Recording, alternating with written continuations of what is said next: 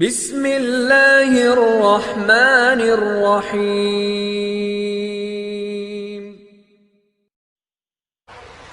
میرے پیارے بھائیوں، دوستوں، عزیزوں اور بزرگوں، یہ سلسلہ برابر چلتا رہا۔ نبی آتے تھے، اپنے ساتھ دین اور دین کی محنت لاتے تھے۔ ان کے مجاہدوں پر، ان کے اخلاص پر، ان کی قربانیوں پر، ان کی محنت پر حق تعالی شانہ انسانوں کو ہدایت دیتے تھے۔ ایک وہ قسم کے جو ہدایت پر نہیں آنی تھی، اللہ انہیں ہلاک کرتے تھے۔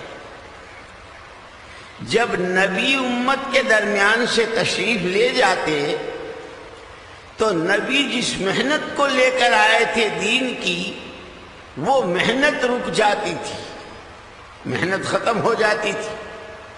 اور یہ ہمارا بچہ جانتا ہے، دنیا کا ہر انسان جانتا ہے کہ ہر چیز اپنی محنت سے جڑی ہوئی ہے۔ زمین جتنی چاہے شاندار ہو، زرخیز ہو، لیکن اگر زمین پر محنت چھوڑ دی جاتی ہے تو زمین پتھریلی ہو جاتی ہے۔ کاروبار پر اگر محنت چھوڑ دی جاتی ہے تو کاروبار میں کمی آنی شروع ہو جاتی ہے۔ ہر چیز اپنی محنت سے جڑی ہوئی ہے۔ اللہ جل جلالہ عم نوالہ کا دین وہ بھی نبیوں والی محنت سے جڑا ہوا ہے۔ جب دین کی محنت امت میں سے نکل جاتی ہے، اور پہلے یہ ہوتا تھا کہ نبی لے کر آتے تھے اس محنت کو، جب نبی جاتے تو محنت رک جاتی۔ اس محنت کے نہ ہونے کی وجہ سے امت میں بگاڑ آنا شروع ہوتا ہے، اور سب سے پہلے جو بگاڑ آتا تھا وہ عقیدے میں اور ایمان میں بگاڑ آتا ہے۔ اور چونکہ عقیدہ اور ایمان جو ہے یہی بنیاد ہے پوری شریعت، پورے دین کی۔ دین میں، شریعت میں جتنا حلال، حرام، جائز، ناجائز، حقوق، حدود، ماں باپ کے، بھائی بہنوں کے، رشتہ داروں کے، چھوٹوں کے، بڑوں کے، کمانے کے، خرچ کرنے کے، ہر لائن کے جتنے حقوق بیان کیے گئے ہیں، ان سب پر عمل کرنا، اللہ کی کہی کو کرنا، منع کہی سے بچنا، اس سب کا دار و مدار ایمان پر ہے۔ ایمان ہی ایک ایسی قوت ہے، دنیا کی کوئی طاقت جس لائن کی بھی ہو، دنیا کی کوئی طاقت انسان سے بھلا کام کروا سکتی ہے، نہ گناہ سے روک سکتی ہے۔ ایک اکیلی طاقت ایمان کی، اللہ کا خوف، اللہ کا ڈر، اللہ کی ناراضگی کا خوف، اللہ کو راضی کرنے کا شوق، یہ ایک طاقت ہے جو انسان سے بھلے کام کرواتی ہے، حقوق ادا کرواتی ہے، فرائض ادا کرواتی ہے، اور وہی ایک طاقت ہے جو انسان کو گناہوں سے بچاتی ہے۔ چنانچہ یہ سلسلہ جب نبی جاتے، نبی والی محنت جاتی، امت میں بگاڑ آنا شروع ہوتا۔ سب سے پہلے عقیدے میں کمزوری اور خرابی، پھر اعمال میں، عبادات میں، اخلاق میں، معاشرے میں، معاملات میں، یہاں تک کہ وہ بگاڑ بڑھتے بڑھتے بڑھتے جب آخری حدوں کو پہنچ جاتا، پھر اللہ کو اپنی مخلوق پر ترس آتا، جیسے امام بخاری رحمۃ اللہ علیہ بخاری شریف میں ذکر کیا ہے، کلما ہلک نبی خلفہ آخر، جب ایک نبی تشریف لے جاتے پھر حق تعالی شانہ دوسرے نبی کو بھیج، پھر وہ نبی نئے سے آ کر محنت کرتے تھے، پھر وہ بگاڑ سدھار سے بدلتا تھا۔ لیکن ہمارے اور آپ کے عقیدے کے مطابق جب اللہ جل جلالہ عم نوالہ نے حضرت عیسیٰ علیہ السلام کو زندہ آسمان پر اٹھا لیا، اور روئے زمین پر کوئی نبی اور کوئی پیغمبر نہیں، اب انسانوں میں بگاڑ، عقیدے کا، اعمال کا، اخلاق کا، کہ وہ بگاڑ 600 سال تک تقریباً کوئی نبی نہیں بگاڑ اپنی آخری حدوں کو پہنچ گیا۔ اللہ جل جلالہ عما نوالہ کو اپنی مخلوق سے پیار ہے۔ الخلق عیال اللہ، احب الناس الی اللہ، انفعهم للناس۔ اسی لیے حق تعالی شانہ نے اپنی مخلوق پر ترس کھا کر سراپا نور، سراپا رحمت محمد الرسول اللہ صلی اللہ علیہ وسلم کو مبعوث فرمایا۔ اور جب آپ کو مبعوث فرمایا تو ساتھ ہی ساتھ یہ کہہ دیا کہ اب آپ آخری نبی ہیں، آپ کے بعد ہم کسی کو نبی بنا کر نہیں بھیجیں گے۔ اور آپ کیسے نبی ہیں؟ وَمَا أَرْسَلْنَاكَ إِلَّا كَافَّةً لِلنَّاسِ بَشِيرًا وَنَذِيرًا قُلْ يَا أَيُّهَا النَّاسُ إِنِّي رَسُولُ اللَّهِ إِلَيْكُمْ جَمِيعًا۔ آپ خود اپنی زبان سے اعلان کر دیجئے کہ لوگو، اب قیامت تک جو بھی آنے والا انسان ہے، مجھے اللہ نے اس کے لیے بھیجا۔ حضور اکرم صلی اللہ تعالی علیہ وسلم جب تشریف لائے تو سارے عالم کا نقشہ بدلا ہوا تھا۔ مشرق، مغرب، شمال، جنوب، عرب، عجم، ہر ایک اپنے خالق و مالک کو بھولا ہوا تھا۔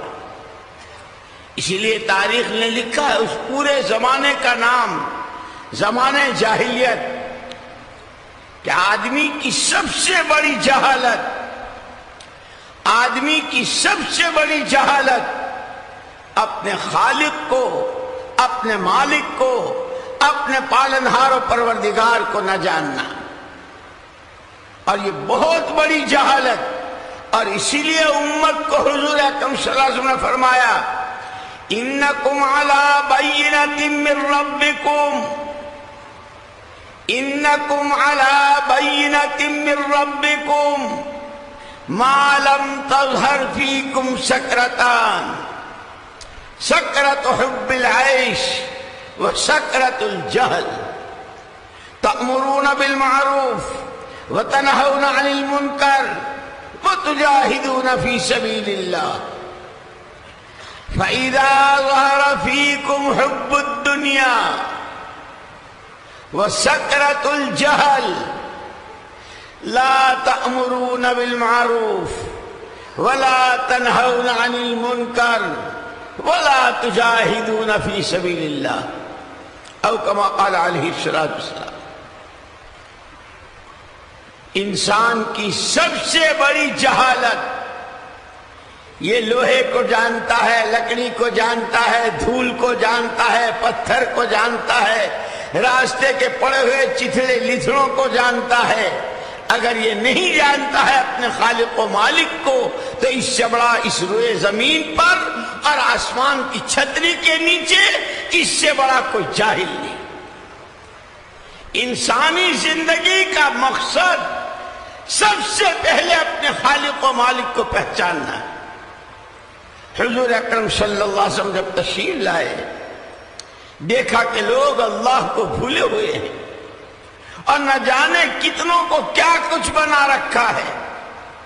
حضور اکرم صلی اللہ علیہ وسلم نے صفا کی چوٹی پر چڑھ کر قبیلے وار مکے والوں کو بلایا، آل بنی فلان، آل بنی فلان، فلاں قبیلے والوں، فلاں قبیلے والوں، فلاں قبیلے والوں، سب کو بلایا۔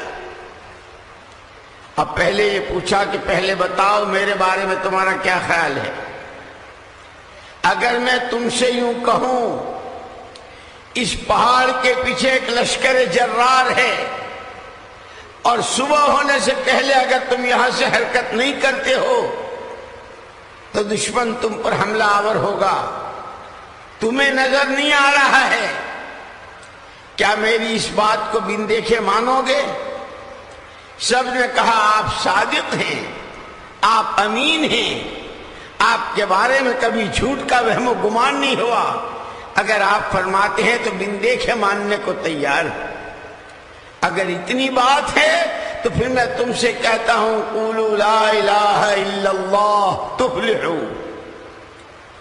ایک اکیلے معبود برحق، ایک اللہ، وہی معبود، وہی مسجود، وہی مقصود، وہی مطلوب،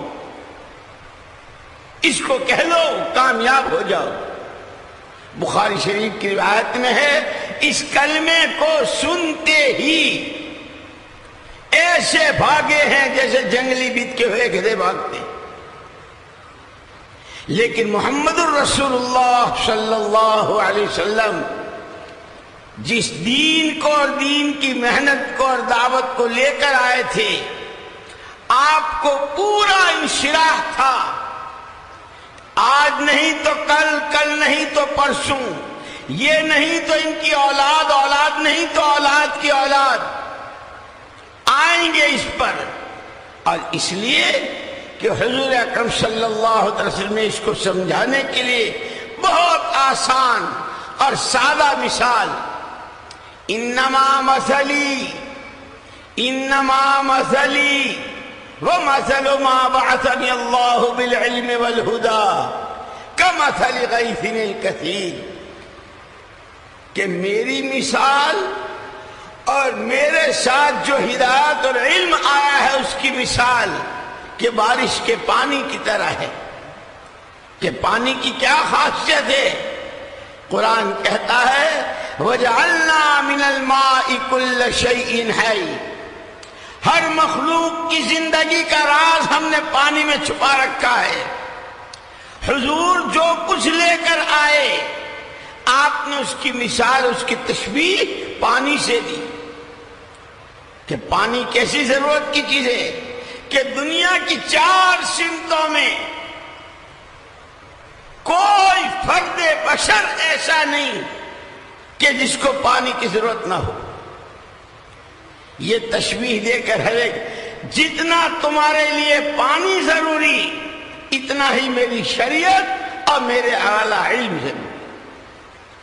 جسم سے پانی نکل جائے، ہٹا کٹا آدمی ہے اور تندرست و توانا ہے، اسے دست آ جائیں، لوز موشن ہو جائیں، اب کھڑا نہیں ہوا جاتا، بیٹھا نہیں جاتا، آنکھوں کے سامنے دیری کیا ہوا کہ جسم سے پانی نکل گیا۔